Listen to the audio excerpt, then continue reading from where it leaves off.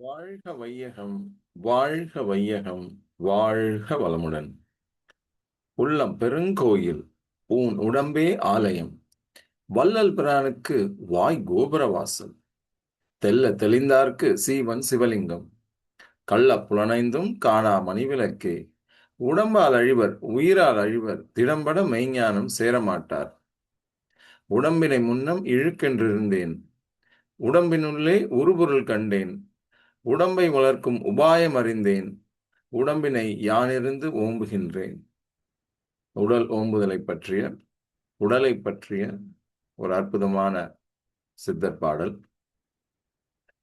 இந்த ஒரு பாட்டிலிருந்தே நம்ம புரிந்து கொள்ளலாம் எந்த அளவுக்கு உடல் ஓம்புதல், உடற்பயிற்சி செய்வதன் அவசியம் என்ன அப்படிங்கிறது இந்த ஒரு பாட்டிலேயே ஃபுல் டீட்டெயில்டா, ஃபுல் எக்ஸ்பிளனேஷன் இந்த ஒரே பாட்டில் இருக்கு. இதை தவிர்த்து வேற எந்த பாட்டையும் போய் நம்ம தேடி பார்க்கணும்னு அவசியமே இல்லை. அந்த அளவுக்கு ஒவ்வொரு வரியிலும் ஒவ்வொரு வார்த்தையிலுமே உடல் ஓம்புதல், உடற்பயிற்சியின் அவசியம் என்ன அப்படிங்கிறத ரொம்ப அழகா, ரொம்ப தெளிவா இந்த சித்தர் பாடல்கள்ல நீங்க புரிஞ்சுக்கலாம். ஆகவே அன்பர்களே, நம்ம தினமும் உடற்பயிற்சி கண்டிப்பா செய்யணும். இந்த உடல்ல மட்டும்தான் நம்முடைய உயிர் ஓடிக்கொண்டிருக்கும். கொஞ்ச நேரம் இந்த உயிரை பக்கத்துல இருக்கிறவங்களோ அல்லது நமக்கு ரொம்ப வேண்டிய உறவோ அவங்களுடைய உடம்புல கொஞ்ச நேரம் இந்த உயிர் ஓடட்டும் அப்படின்ட்டு நம்மால சொல்ல முடியாது. கூடு விட்டு கூடு பாயிற சக்தி எல்லாம் நமக்கு கிடையாது. இந்த உடலை விட்டு வேறொரு உடலில் என்னுடைய உயிரை செலுத்தும் அறிவும் ஆற்றலும் வல்லமையும் எனக்கு இருக்கு அப்படின்னு இன்னைக்கு யாராலையும் சொல்ல முடியாது.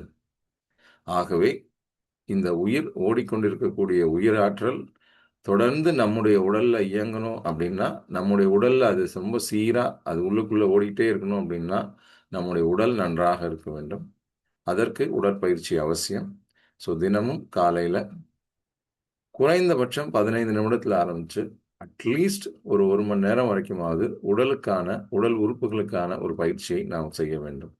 இதுவரைக்கும் நம்ம ஒண்ணுமே ஆரம்பிக்கவே இல்லை, ஒரு பயிற்சியும் நம்ம செய்யலை அப்படின்னா, குறைந்தது ஒரு 15 நிமிடத்தில் ஆரம்பிச்சோம் அப்படின்னா கொஞ்சம் கொஞ்சமா அதை 20 நிமிடம், 30 நிமிடம், 40 நிமிடம், 45 நிமிடம் அப்படின்னு கொஞ்சம் கொஞ்சமா நம்ம அதை இன்க்ரீஸ் பண்ணி 1 மணி நேரம் வரைக்கும் எடுத்துட்டு வரலாம். இதுல மிக முக்கியமான இன்னொரு விஷயம், இந்த உடற்பயிற்சியோட சேர்ந்து நம்ம செய்ய வேண்டியது மூச்சு பயிற்சி. மனிதனாகிய பிறந்த நாம் பிறந்ததுலேருந்தே நம்ம மூச்சு விட்டுட்டு தான் இருக்கோம். இன்ஃபேக்ட் தாயின் கருவறையில் இருக்கும்போது கூட நம்ம மூச்சு விட்டுட்டு தான் இருக்கோம். இந்த மூச்சு மூச்சுக்கு இன்னொரு விஷயமும் சொல்லுவாங்க. அதுக்கு பேரு வாசி. வாசி வாசி வாசி வாசி வாசி வாசி வாசி வாசி அப்படின்னு தொடர்ந்து சொல்லும்போது இன்னொரு குரல் உங்களுக்கு கேட்கும் உள்ளுக்குள்ள இருந்து. அது சிவா சிவா சிவா சிவான்னு கேட்கும். அது கடவுள் பெயராக நீங்க எடுத்துக்கொள்ளலாம். அல்லது அந்த வாசிங்கிற அந்த வார்த்தையுடைய ஒரு இம்பார்ட்டன்ஸை நீங்க புரிந்து கொள்ளலாம். வாசி வாசி வாசி வாசி வாசி வாசி வாசின்னா உங்களுக்கு சிவா சிவா சிவான்னு கேட்கும். ஸோ அந்த வகையில் நம்முடைய இந்த மூச்சுங்கிறது எந்த அளவுக்கு ஒரு முக்கியமான விஷயம் அப்படிங்கிறது பார்த்தோம் அப்படின்னா, அதுக்கு 2 மிருகங்களை நம்ம உதாரணத்துக்கு எடுத்துக்கலாம். ஒன்று யானை, இன்னொன்று ஆமை. இந்த இரண்டும் இந்த பூவுலகில் எத்தனை வருடங்கள் உயிர் வாழ்கின்றன அப்படின்னு பாருங்க.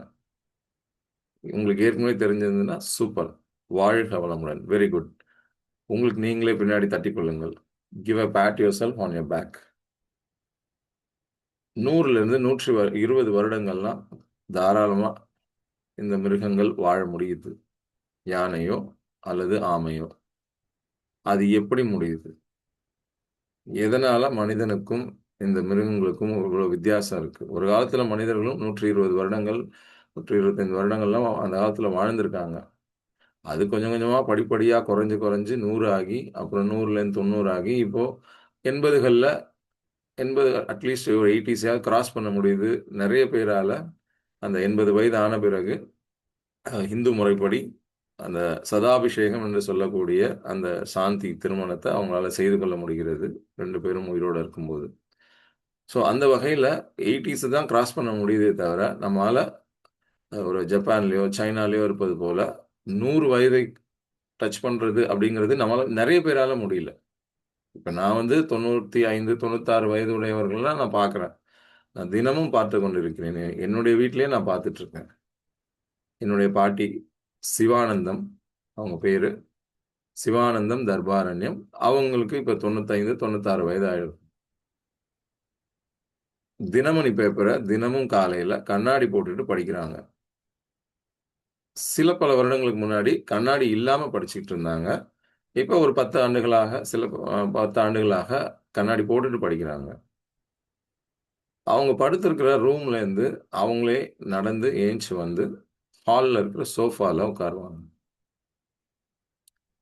ஸோ அந்த காலத்துல சாப்பிட்ட உணவு, அந்த காலத்துல அவங்க செய்த வீட்டு வேலைகள், அப்புறம் தினமும் அவங்க செய்யக்கூடிய தியானம். என்னுடைய தாத்தாவும் சரி, என்னுடைய பாட்டியும் சரி, தினமும் வந்து தியானம் பண்ணுவாங்க. என்னைக்குமே அந்த தியானம் பண்றத விட்டதே கிடையாது. அவங்களுக்கு எந்த குருவோ அல்லது யார் வந்து சொல்லிக் குடுத்தாங்க அப்படிங்கிற விடை எனக்கு இதுவரைக்கும் தெரியல. ஆனால் எங்கேயோ யார்கிட்டயோ ஒரு தியான முறையை அவங்க கற்றுக்கொண்டாங்க. அந்த தியானத்தை அவங்க இருவருமே தொடர்ந்து செய்து கொண்டு வருகிறார்கள். ஸோ உடற்பயிற்சி முக்கியம், மூச்சு பயிற்சி முக்கியம், தினமும் சிறிது நேரம் தியானம் என்கிற தவம் முக்கியம். தவம் செய்க, செய்க தவம், செய்க தவம், செய்க தவம், நன்னெஞ்சே தவம் செய்தால் எய்தவற்றையெல்லாம் எய்தலாம். நம்ம நினைச்சதையெல்லாம் நம்மளால அடைய முடியும். அதுக்கு ஒரே ஒன்று தான் செய்யணும், தவம் செய்யணும். மெடிடேஷன், தியானம். இதை நீங்க எங்க வேணா, எப்படி வேணா, யார்கிட்ட வேணாலும் நீங்க கத்துக்கலாம். ரொம்ப அற்புதமான தியான முறை பயிற்சிகள் பல இடங்கள்ல சொல்லித்தரப்படுகிறது. அதுல நான் கத்துக்கிட்ட ஒரு விஷயம் 1996ல எனக்கு கோவை தொழில்நுட்ப கல்லூரி சிஐடியில் நான் காலடி எடுத்து வைக்கும்போது எனக்கு அறிமுகமான என்னுடைய குரு தத்துவஞானி வேதாத்ரி மகரிஷி அவர்கள். வாழ்க வையகம், வாழ்க வையகம், வாழ்க வளமுடன் அப்படின்னு அந்த வாழ்க வையகம், வாழ்க வளமுடன் அப்படிங்கிற அந்த தத்துவத்தையும், தனி மனித அமைதி மூலம் குடும்ப அமைதி, பல குடும்பங்களின் அமைதி மூலம் உலக அமைதி பெற முடியும் அப்படின்ற, உலக அமைதி பெற வேண்டும் என்கிற ஒரு பெருநோக்கில் தனி மனிதன் என்ன செய்தால் தனி மனித அமைதி ஏற்படும், அதனால குடும்பத்தில் எப்படி அமைதி ஏற்படும் அப்படிங்கிறதுக்கு தேவையான எல்லா பயிற்சிகளையும், உடலை சரி பண்ணுவதற்காக எளிய முறை உடற்பயிற்சியும், உள்ளே ஓடிக்கொண்டிருக்கக்கூடிய உயிராற்றலை வளப்படுத்துவதற்காக, உயிர் சக்தியை அதிகரிப்பதற்காக குண்டலினி காயகல்ப பயிற்சியையும், நம்முடைய மனதை சரி செய்து கொள்வதற்காக அகத்தாய்வு மற்றும் தியானம், செல்ஃப் இன்ட்ராஸ்பெக்ஷன், அது அகத்தாய்வு அப்படின்னு சொல்லுவாங்க. ஸோ அகத்தாய்வும் தியான முறையும், தியானம்ங்கிறது இங்க தவம், நிறைய தவங்கள் சொல்லி கொடுத்துருக்காங்க. முதல்ல வந்து நம்முடைய தீட்சை அப்படின்னு பார்த்தீங்க அப்படின்னா, முதல்ல இங்க புருவ மத்தியில முச்சந்தியில பிள்ளையார வைக்கணும்னு சொன்னாங்க. உண்மையிலே முச்சந்தியில நம்ம வைக்க வேண்டியது நம்முடைய கவனத்தை. இந்த இடத்துல என்ன நடக்குது அப்படிங்கிறத நம்ம தவத்துல இருந்து கவனிக்க ஆரம்பிச்சோம் அப்படின்னாலே நம்ம வாழ்க்கையில நிறைய நல்லது நடக்கும். இதுக்கு இந்த இடத்துல கவனத்தை செலுத்தி இங்க கான்சென்ட்ரேட் பண்ணி பண்ற தவத்துக்கு பேரு ஆல்பா மெடிடேஷன் அப்படின்னு சொல்லுவாங்க. இந்த இடத்துல நம்ம வந்து அந்த கவனத்தை வைத்து நம்ம செய்யும்போது, தவம் செய்யும்போது நம்முடைய மன அலைச்சூழல்ங்கிறது ஆல்ஃபா லெவலுக்கு வரும். நார்மலா நம்ம செயல்பட்டு கொண்டிருப்பது பீட்டா லெவல்ல நம்மளோட வாழ்க்கையில நம்ம செயல்பட்டு கொண்டிருக்கிறோம். பீட்டாங்கிறது 14ல இருந்து ஒரு 40 சைக்கிள்ஸ் பெர் செகண்ட்ல வரைக்கும் ஓடிட்டு இருக்கும். 14 to 40. அந்த பீட்டா லெவல்ல இருந்து கொஞ்சம் குறைஞ்சு ஆல்ஃபாக்கு வரணும் நம்ம. அந்த ஆல்ஃபா மெடிடேஷன் ஆக்கினை தவம் அப்படின்னு சொல்லுவாங்க. இந்த பூர்வ மத்தியில் இருக்க இந்த இடத்த ஆக்கினை மையம் அப்படின்னு சொல்லுவாங்க. அதே போல அடுத்ததாக ஆக்கினை போலே மூலாதாரத்துல சாந்தி தவம் அப்படின்னு ஒன்று சொல்லுவாங்க. அதே போல நம்முடைய உச்சந்தலை சஹஸ்ரதாரா என்று சொல்லக்கூடிய இந்த உச்சந்தலையை இந்த இடத்துல வந்து துரிய தவம் அப்படிம்பாங்க. துரியத்துல கான்சென்ட்ரேட் பண்ணி நம்ம தவம் பண்ணும்போது அதை வந்து துரிய தவம் அப்படிம்பாங்க. ஸோ ஆக்கினை, துரியம், மூலாதாரத்தில் சாந்தி தவம், பஞ்சபூத நவகிரக தவம். இந்த உலகம் பஞ்சபூதங்களால் ஆனது. அதாவது நிலம், நீர், நெருப்பு, காற்று, விண். இதையே வடமொழியில பிருத்வி, அப்பு, தேயு, வாயு, ஆகாஷ்னு சொல்லுவாங்க. இந்த ஐம்பூதங்களால் தான் இந்த உடல் ஆனது. அந்த காலத்திலேயே ரொம்ப அழகா உயிர் எப்படி தோன்றியது அப்படிங்கிறதுக்கு ஒரு பாட்டு இருக்கு. பரமாய சக்தியுள் பஞ்சமா பூதம் தரம் மாறி தோன்றும் பிறப்பு. பிறப்பு எப்படி ஏற்படுது அப்படின்னா தரம் மாறி தோன்றும் பிறப்புன்னு சொல்றாங்க. பரமாய சக்தியுள் பஞ்சமா பூதம் தரம் மாறி தோன்றும் பிறப்பு.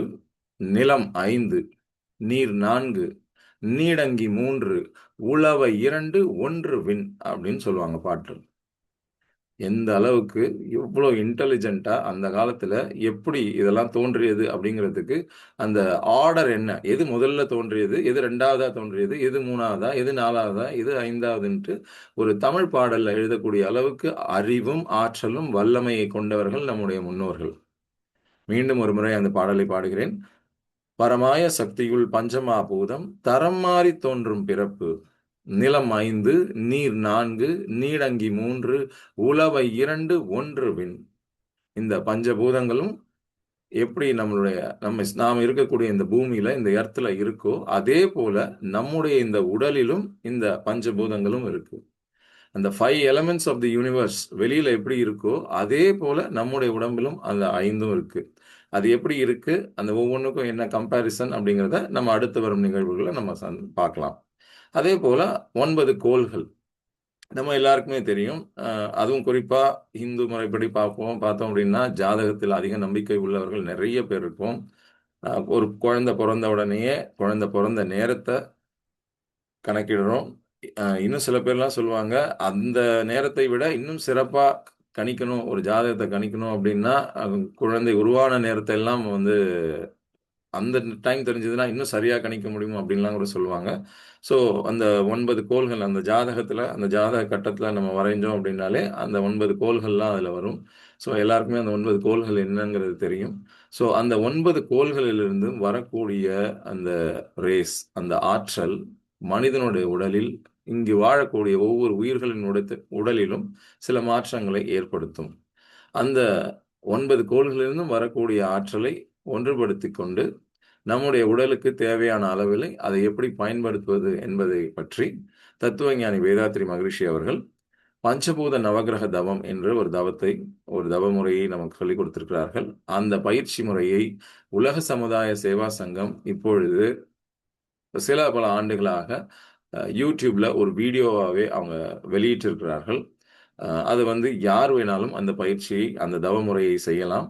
அந்த தவத்தை செய்யும்போது ஒரு விரிப்பு விரித்து அதன் மேல் அமர்ந்து அவங்க என்ன அந்த வீடியோல ப்ளே பண்ணிட்டு, அவங்க என்ன சொல்றாங்களோ கண்ண மூடி நிமிர்ந்து உட்கார்ந்து, கைகளை கோர்த்து நிமிர்ந்து உட்கார்ந்து, முதுகு தண்டை நேராக வைத்து, அவங்க சொல்றத அப்படியே நம்ம மனசுல விஷுவலைஸ் பண்ணி பார்க்கணும் அவ்வளவுதான். பஞ்சபூதங்கள்ல நிலத்தை பத்தி பேசுறாங்க அப்படின்னா, நிலத்துக்கு அறிகுறியாக இந்த பூமி பந்து அப்படின்னு சொல்லி ஒண்ணொண்ணா சொல்லும்போது, அப்படியே நம்ம வந்து அத அப்படியே மனசுல நெனச்சுக்கிட்டே வந்தா போதும். அதேபோல 9 கோள்கள் பத்தி இந்த தவ முறையை நீங்கள் ஒவ்வொருவரும் தினமும் கடைபிடித்து பாருங்கள். ஒரு 48 நாட்கள் ட்ரை பண்ணி பாருங்க. உங்களுக்குன்னு வந்து வாழ்க்கையில அடைய வேண்டும் என்று நீங்கள் நினைக்கக்கூடிய ஒரு இலக்கு என்னவோ, மிக மிக மிக முக்கியமான ஒரு இலக்கு. அடுத்த 48 நாட்களுக்குள்ள நான் அத அடையணும் அப்படின்னு நீங்க நெனச்சிட்டு இருக்க, அந்த ஒரு இலக்கு என்ன அப்படிங்கிறத மனசுல நெனச்சுக்கிட்டு, அந்த இலக்கை அடைவதற்காக அடுத்த 48 நாட்கள், இன்று முதல் 48 நாட்கள் ஒரு மண்டலத்திற்கு தொடர்ந்து நான் இந்த தவ முறையை, பயிற்சியை நான் செய்வேன் அப்படின்ட்டு, ஒரு திட சங்கல்பத்தை எடுத்துக்கொண்டு, ஒரு குறிப்பிட்ட நேரத்தை ஃபிக்ஸ் பண்ணிட்டு, தினமும் அதே நேரம், அதே இடத்திலிருந்து செய்வதற்கு பழகுங்க. ஒருவேளை நீங்க ஏதாவது டிராவல் பண்றீங்க, நடுவுல எங்கேயாவது வெளியூர் போக வேண்டியிருக்கு அப்படின்னாலும், முடிந்த அளவுக்கு அதே நேரத்தில செய்ய முடிஞ்சா, அதே நேரத்தில செய்யுங்க. அந்த நேரத்தில ஒரு வேளை செய்ய முடியலன்னா கூட, கொஞ்சம் தள்ளி போனாலும் பரவால்ல. ஆனா ஒவ்வொரு நாளும் அந்த பயிற்சி, இந்த தவமுறையை செய்து விடுங்கள். ஸோ இந்த மாரி ஒரு 48 நாட்கள் ஒரு குறிக்கோள் மனசுல நெனச்சுக்கிட்டு, ஒரு இலக்கை மனசுல நெனச்சுக்கிட்டு, அந்த இலக்கை அடைவதற்காக இந்த 48 நாட்கள் இந்த பயிற்சியை நீங்கள் செய்து பார்த்தீர்கள் என்றால், இந்த தவமுறையை, பஞ்சபூத நவக்கிரக தவமுறையை நீங்கள் செய்து பார்த்தீர்கள் என்றால், என்ன மாற்றம் உங்களுக்குள் நடக்கிறது? ஒவ்வொரு நாளும், ஒவ்வொரு வாரமும் என்ன மாற்றம் வந்திருக்கு? ஒரு 21 நாட்கள்ல உங்களுக்கு என்ன மாற்றம் வந்திருக்கு? 48வது நாள் அதை செய்து முடிக்கும்போது உங்களுடைய மாற்றம் எப்படி இருக்கு? அப்படிங்கிறத நீங்களே பாருங்க. ஒன்ஸ் இதோடைய டேஸ்ட், இதோடைய இத நீங்க புரிஞ்சுக்கிட்டீங்க, உங்களால இதை உணர முடியுது அப்படின்னா, ஆட்டோமேட்டிக்கா என்ன பண்ணுவீங்க அப்படின்னா, நீங்களே இதை தொடர்ந்து செய்ய ஆரம்பிச்சுருவீங்க. ஒவ்வொரு நாளும் இதை ஒரு பயிற்சியாகவே நீங்க தொடர்ந்து செய்வீங்க. ஸோ உடற்பயிற்சி செய்யணும், மூச்சு பயிற்சி செய்யணும். அதோட சேர்ந்து இந்த 48 நாட்கள், இந்த குறைந்தபட்சம் 48 நாட்கள் இந்த பஞ்சபூத நவக்கிரக தவ முறையை நாம் செய்ய வேண்டும். அதை எப்படி செய்யணுங்கிறதுக்கான அந்த யூடியூப் லிங்க் நாங்க உங்களுக்கு அனுப்பிச்சிடுறோம். நீங்க அதை ஜஸ்ட் கிளிக் பண்ணி ப்ளே பண்ணிட்டு, அப்படியே கண்ண மூடி நிமிர்ந்து உட்கார்ந்து, ஒரு விரிப்பு விரித்து அதன் மேல் நிமிர்ந்து உட்கார்ந்து, அவங்க சொல்றத எல்லாம் மகரிஷி அவங்க சொல்றது எல்லாத்தையும் அப்படியே மைண்ட்ல நீங்க விஷுவலைஸ் பண்ணிட்டு இருந்தா போதும். நெறைய தாட்ஸ் வரும். இத நினைச்சிட்டு இருக்கும்போது, இந்த தவம் செய்துட்டு இருக்கும்போது தான், நமக்கு வாழ்க்கையில இருக்கிற எல்லா சிக்கல்களும் ஞாபகம் வரும். நம்ம யார பார்க்கணும்? என்ன பண்ணணும்? இன்னைக்கு என்ன பண்ணணும்? நாளைக்கு என்ன பண்ணணும்? அடுத்த 1 வாரத்துக்குள்ள இதெல்லாம் பண்ணணுமே! அப்படின்ட்டு பல்வேறு விதமான சிந்தனைகள், பல்வேறு விதமான தாட்ஸ் வரும் நமக்கு. அது வரதான் செய்யும். நம்ம மனித உடல் அப்படிதான், மனித மனம் அப்படிதான் பழகியிருக்கு இத்தன நாளா.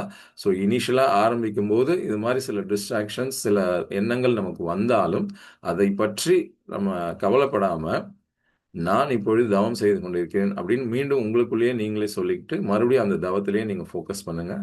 தொடர்ந்து அந்த 48 நாட்கள் அத செய்யும்போது, மன ஓர்மை ஃபர்ஸ்ட்டு ஏற்படும். நம்மளால ஒரு விஷயத்த கான்சன்ட்ரேட் பண்ணி நம்மளால செய்ய முடியும். கொஞ்சம் கொஞ்சமா இந்த மன ஓர்மை, கான்சன்ட்ரேஷன் இன்கிரீஸ் ஆக ஆக ஆக, அதுவும் குறிப்பா நீங்க உங்கள் வீட்டுக்கு அருகில் உள்ள மனவளக்கலை மன்ற அறக்கட்டளை, அல்லது தவ மையம், அல்லது நீங்க பொள்ளாச்சியிலே இருக்கீங்க, ஆழியாறிலே இருக்கீங்க அப்படின்னா, ஆழியாறில் உள்ள அறிவு திருக்கோயிலுக்கு நேர்லயே போய் நீங்க அங்கேயே கூட பயிற்சியை எடுத்துக்கொள்ளலாம். அங்கேயே நீங்க ஒரு 10 டேஸ் கோர்ஸ் மாரி நீங்க வந்து அ ஆக்கினை தவம், இனிஷியேஷன் டூ மெடிடேஷன், அதுக்கப்புறம் சாந்தி தவம், துரிய தீட்சை. இந்த தீட்சையெல்லாம் நீங்க வந்து எடுத்துக்கலாம். தீட்சை எடுத்துக்கிட்டு காயகல்ப பயிற்சியும் செய்து கற்றுக்கொண்டு, தினமும் காலையில ஒரு 5 நிமிடம், சாயந்திரம் ஒரு 5 நிமிடம் அவ்வளோதாங்க. இந்த பயிற்சியை செய்யலாம். அதோட சேர்ந்து உடலுக்கு தேவையான எளிய முறை உடற்பயிற்சி. இந்த 3யும் வந்து நம்ம தொடர்ந்து செய்யலாம். இந்த 48 நாட்கள் இதை செய்து பார்ப்போம். செய்து பார்த்து உங்களுக்கு என்ன மாற்றம் ஏற்படுகிறது அப்படிங்கிறது, உங்களுக்கு என்ன வளர்ச்சி ஏற்படுகிறது அப்படிங்கிறதெல்லாம் நீங்க சொல்லுங்க. நம் வாழ்வின் அகமும் புறமும் வளர்ச்சியும் மலர்ச்சியும் ஏற்படட்டும். ஒவ்வொருவருடைய தனி மனிதனுடைய வாழ்க்கையிலும் வளர்ச்சியும் மலர்ச்சியும் ஏற்படட்டும். தனி மனித அமைதி ஏற்படட்டும். அதன் மூலம் குடும்ப அமைதி ஏற்படட்டும். அது பரந்து விரிந்து உலகம் முழுக்க உலக அமைதி பெறட்டும். இந்த ஒரு பெருநோக்கத்தோடு நாம் செய்யக்கூடிய செயல்களை நாம் சரி செய்து கொள்வோம். உலகத்தை மாற்றும் வேலை நமக்கு இல்லை. என்னை நான் மாற்றிக்கொண்டால், அதேபோல் சிந்தனையில் ஒவ்வொருவரும் தன்னைத்தானே சரி செய்து கொண்டால், தன்னைத்தானே மாற்றிக்கொண்டால், உலகம் கண்டிப்பாக மாறும். ஸோ அடுத்தவங்கள கை காட்டுறத விட, நான் முதல்ல என்ன நான் சரி செய்து கொள்கிறேன் அப்படிங்கிற அளவுல நம்முடைய பயிற்சிகளை நாம் செய்வோம். உடல் ஓம்புதல், உடற்பயிற்சி உங்கள் வீட்டிற்கு அருகில் உள்ள அந்த தவமையம், மனவளக்கலை மன்ற அறக்கட்டளை அல்லது அறிவு திருக்கோயில், ஆழியார் அறிவு திருக்கோயில் எங்கேயாவது ஒரு இடத்துக்கு போய் நீங்க அந்த காயகல்ப பயிற்சியும் கற்றுக்கொள்ளுங்கள். அந்த காயகல்ப பயிற்சியின் இம்பார்ட்டன்ஸ் என்ன? அதுல என்ன மெயினா உடல்ல என்ன நடக்குது? அப்படிங்கிறதெல்லாம் பத்தி அடுத்து வரும் நிகழ்வுகள்ல நாங்க அதோட இம்பார்ட்டன்ஸ் என்ன அப்படிங்கிறத நான் சொல்றேன். நீங்க போய் கத்துக்கோங்க. கத்துக்கிட்டு தொடர்ந்து காலைல 5 நிமிஷம், சாயந்தரம் 5 நிமிஷம் அந்த பயிற்சியை செய்யுங்க. அதே போல அந்த அறக்கட்டளைகளில், தவ மையங்களில் நீங்க வந்து உடலுக்கு தேவையான அந்த எளிய முறை உடற்பயிற்சியும் கத்துக்கோங்க. தியான தீட்சையும் எடுத்துக்கொள்ளுங்கள். இது ஒரு ப்ராசஸா, ஒரு வேள்வியா அடுத்த ஒரு 48 டேஸுக்கு இத ஒரு பயிற்சியா நம்ம எல்லாம் செய்ய ஆரம்பிப்போம். வாழ்க வையகம், வாழ்க வையகம், வாழ்க வளமுடன். நம் அனைவருக்கும் அருட்பேராற்றல் இரவும் பகலும் எல்லா நேரங்களிலும், எல்லா இடங்களிலும், எல்லா தொழில்களிலும் உறுதுணையாகவும், பாதுகாப்பாகவும், வழிநடத்துவதாகவும் அமையுமாக. நாம் அனைவரும் அருட்பேராற்றல் கருணையினால் உடல் நலம், நீளாயுள், நிறை செல்வம், உயர் புகழ், மெய்ஞானம் ஓங்கி வாழ்வோம். நாம் அனைவரும் அருட்பேராற்றல் கருணையினால் உடல் நலம், நீளாயுள், நிறை செல்வம், உயர் புகழ், மெய்ஞானம் ஓங்கி வாழ்வோம். ஒரு இரண்டொழுக்க கோட்பாடை, இரண்டொழுக்க பண்பாட்டை நம்முடைய வாழ்க்கையில் நம்ம தொடர்ந்து செயல்படுத்த முயற்சி செய்வோம். நான் எனது வாழ்நாளில் யாருடைய உடலுக்கும் மனதிற்கும் துன்பம் தரமாட்டேன். துன்பப்படுபவர்களுக்கு என்னால் முடிந்த உதவிகளை செய்வேன். நான் எனது வாழ்நாளில் யாருடைய உடலுக்கும் மனதிற்கும் துன்பம் தரமாட்டேன். துன்பப்படுபவர்களுக்கு என்னால் முடிந்த உதவிகளை செய்வேன். வாழ்க வையகம், வாழ்க வையகம், வாழ்க வளமுடன்.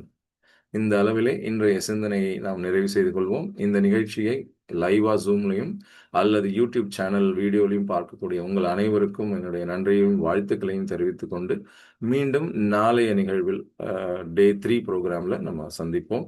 வாழ்க வளர்க, வாழ்க வளமுடன்.